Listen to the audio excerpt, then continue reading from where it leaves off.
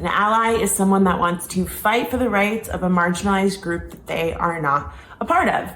And one of the most important things that allies have to understand before they can get to any work of any kind is being able to understand and acknowledge their own privilege. It just means that there are some things in your life that you've never experienced because of the body that you inhabit, and the way that you move through the world is, as a result, affected by that.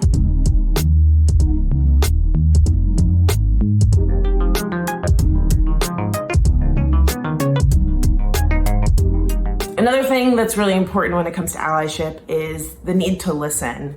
A lot of well-meaning people end up speaking over, and it's just, you want to speak up, not over. And I often use the analogy of, if allyship was Destiny's Child, the ally would not be Beyonce, she would not be Michelle, she would be Kelly. People took this as very shady, but I promise you it is not a shady analogy, okay? Look, they all have very cute outfits, but Beyonce always has the cutest one. They're right up in the front. Beyonce is the lead, and then Kelly and Michelle also get to sing, but they sing after Beyonce. You know what I mean? Like, they're a team, they're all doing the step, but we know who the star is. There can only be one. So when it comes to allyship, like, there are certain things that I am not the most qualified to speak on. For the trans people in my life, the trans people that need support from cis folks, right? I don't need to center myself in those conversations because it's not actually my experience. I'm there to do backup and look very cute in my outfit and do the choreo, but just like not be front and center.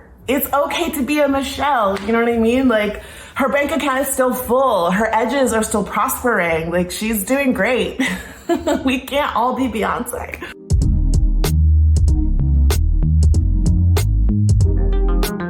Something else that I think a lot of people are not great at acknowledging is the fact that allies shouldn't shy away from discomfort. Like, it's just going to be part of the process. And I think culturally, as Americans, we are really bad at admitting that we make mistakes, and we need to continuously learn and grow. And it's really frustrating because I'm of the mind that if you're not open about your mistakes, then it's impossible to learn from them and move forward. And it's totally okay. Like, you're gonna make mistakes. It is part of the process. You are learning every single day.